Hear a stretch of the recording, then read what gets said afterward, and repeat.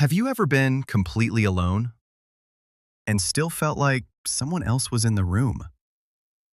Not because you heard footsteps, not because you saw a face, you simply felt it. Your breathing changed, your heart beat a little faster. The room suddenly felt wrong. For thousands of years, people have blamed ghosts, spirits, or something hiding in the dark. But what if that feeling could be created without anyone being there? Not by magic, not by your imagination, by something your body can detect, but your ears can't. In 1998, an engineer named Vic Tandy stayed late inside a medical laboratory. He believed every mystery had an explanation. Ghosts weren't one of them. But this laboratory had an unusual reputation. People refused to work there alone, not because they saw monsters, but because they all described the exact same feeling. A sudden wave of fear, a heavy presence, the certainty that someone was standing nearby, watching. Vic ignored every story, until one night the laboratory chose him. Without warning, his chest tightened, his heart began pounding. The room suddenly felt occupied. Then, from the corner of his eye, he saw it. A tall, gray figure, standing perfectly still, only a few feet away.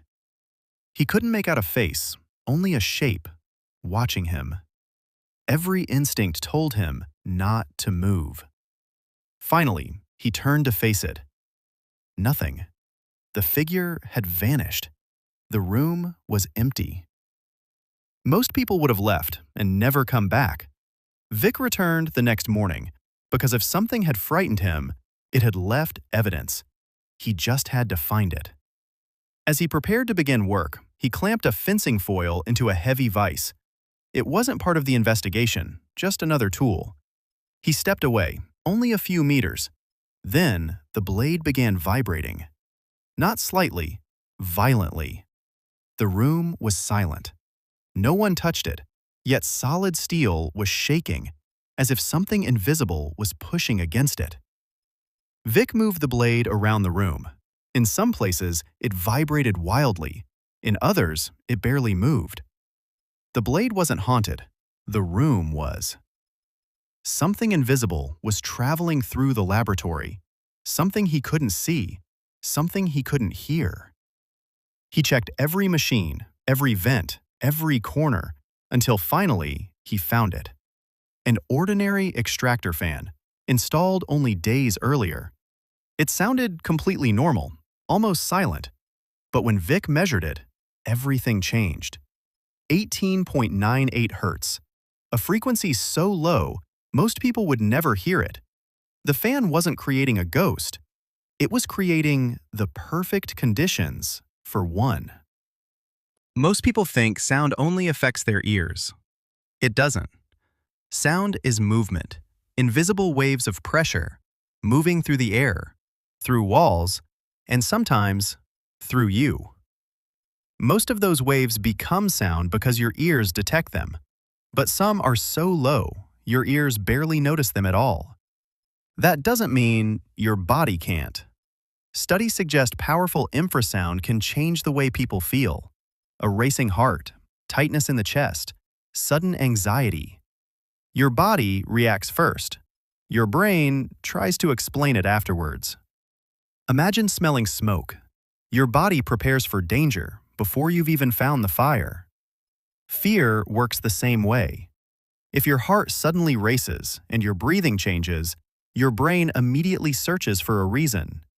A shadow, a movement, a face, anything that explains what you're already feeling. That's why Vic's discovery mattered, not because it proved ghosts weren't real, because it showed how easily fear can shape what we believe we see. One possible explanation involves the human eye. Researchers have suggested that powerful vibrations near this range may slightly disturb vision, especially at the edge of your eyesight. Not enough to create a detailed hallucination, but perhaps enough for your brain to mistake an ordinary blur for someone standing in the room. Then Vic switched off the fan. The blade stopped vibrating. The feeling disappeared, and the gray figure never came back. That should have been the end of the story. Instead, it started a much bigger one. Scientists wanted to know, could this happen to anyone? So they tested it. During a live concert, they secretly introduced an extremely low-frequency sound beneath the music. No one was told when it was playing. Most people couldn't hear it. Afterwards, audience members described strange experiences, chills, uneasiness, the feeling that something wasn't quite right. Not everyone reacted, and infrasound doesn't explain every unexplained experience, but the results suggested something remarkable. Sometimes your body notices what your ears completely miss. Even nature uses it. A tiger's roar contains frequencies so low you feel them before you truly hear them. Long before your eyes confirm the danger, your body already knows something powerful is nearby. Some researchers also believe certain enormous buildings, including cathedrals with massive pipe organs, can produce similar low frequencies, adding to the overwhelming sense of awe people sometimes describe. So, what does all of this actually mean? It means your senses are extraordinary, but they aren't perfect. Sometimes your body detects something before your mind understands it. And when your mind can't find an answer, it creates one. That doesn't mean every strange experience has the same explanation. Some things remain beyond our understanding.